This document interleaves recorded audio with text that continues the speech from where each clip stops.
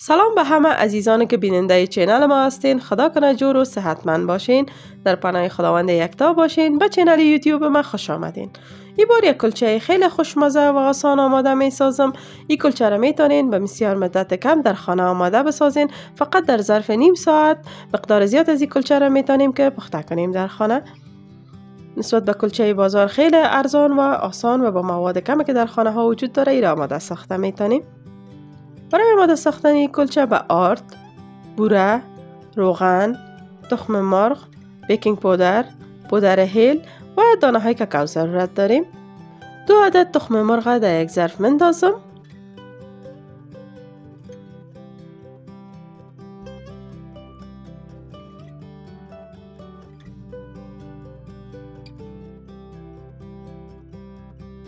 ایره با یک همزن دستی هم میزنم تا که زردی و سفیدی تخم به هم مخلوط شود.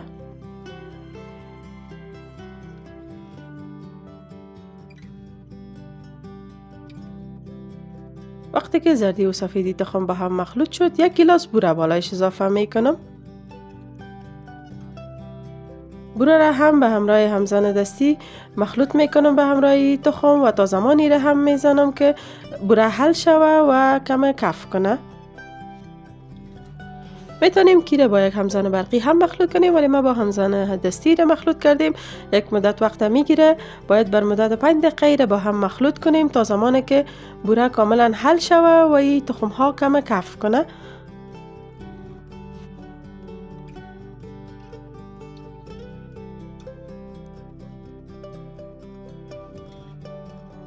وقتی ایره با هم مخلوط کرده میریم میبینیم که تخم رنگش تغییر میکنه و سفید شده میره. اینمی حالت است که این تخم و بوره کاملا با هم مخلوط شده و آماده شده.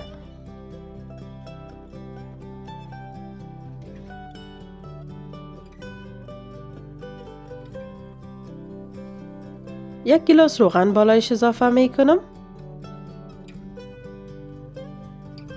روغن هم به همراه مواد مخلوط میکنم.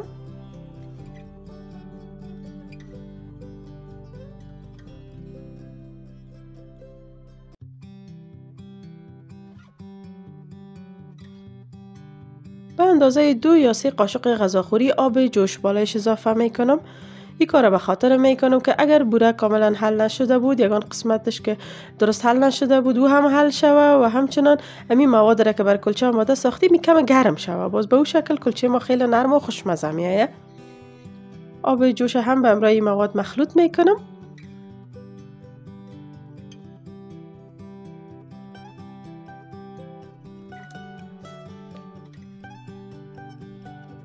یک قاشق چایخوری بیکینگ پودر بالای آرد اضافه میکنم و ایره به همراه آرد مخلوط میکنم. برای همین موادی که آماده ساختیم ما نیم کیلو آرد ترمیده گرفتیم که اگر با گیلاس اندازه کنیم 2.5 گیلاس آرد میشه. بیکینگ پودر را به همراه آرد کاملا مخلوط کردم. نیم قاشق چایخوری پودر هیل بالای این مواد اضافه میکنم. هیل به همراه مواد مخلوط میکنم.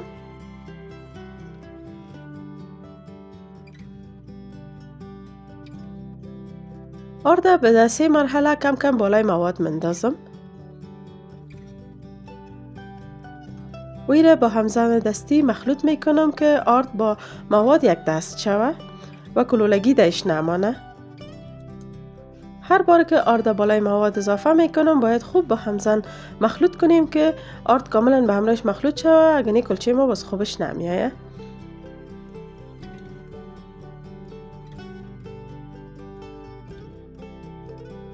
باز هم آرد بالای مواد اضافه میکنم. این آرد هم با مواد کاملا مخلوط میکنم.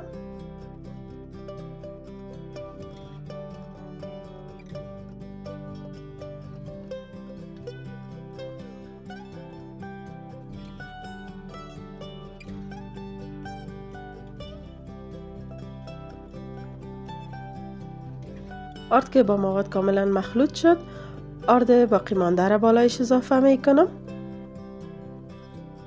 این بار به همراه همزن دیگه مخلوط نمی کنم. اول با قاشقی آرد با مواد مخلوط می کنم که کم خمیر ما بسته شوه.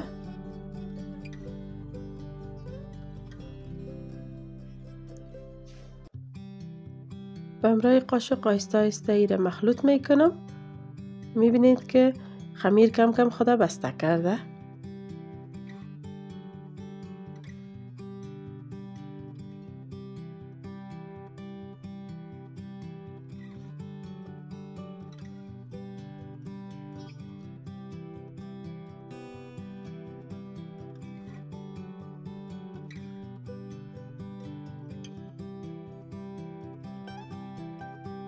در این مرحله دست خود کمه با روغن چرب میکنم و ایره با دست مخلوط میکنم که خمیر ما یک دست شوه.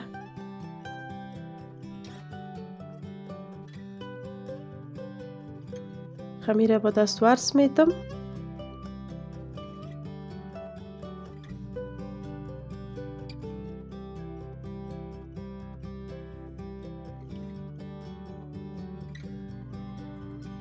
خمیر که به این شکل آماده شد دیگه به استراحت ضرورت نداره. کلچه را آماده می سازم.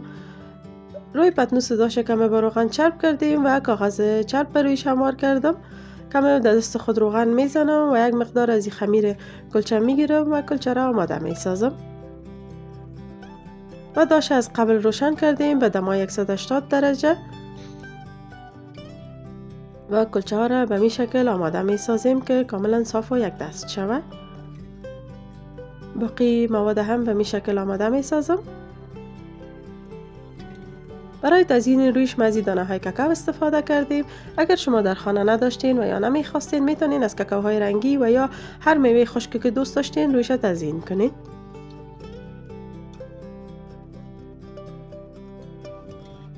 تمام کلچه ها را رویش با دانه های کاکائو تزیین میکنم و ایره بر مدت 20 دقیقه در داش که از قبل روشن کردیم ایره میمانم که پخته شود. بعد از 20 دقیقه کلچه های خیلی خوشمزه ما آماده میشه. میبینین که هر دو طرفش کاملا پخته شده و ازی بیشتر پخته نمیکنمش. رویش اگر سرخ شه باز کلچه ها نرمی خود از دست میده. اگر با چای حواس شیرینی کردین این کلچه های خیلی خوشمزه و نرم در خانه امتحان کنین. بسیار آسان و به بسیار وقت کم آماده میشه. میبینید که چقدر خوب داخلش پخته شده. آماده ساختنش خیلی آسان است. حتما این امتحان کنید. اگر ویدیو خوشتان آمد ویدیو را لایک کنید، چینل ما را سابسکرایب کنید و با دوستانتان شریک بسازین.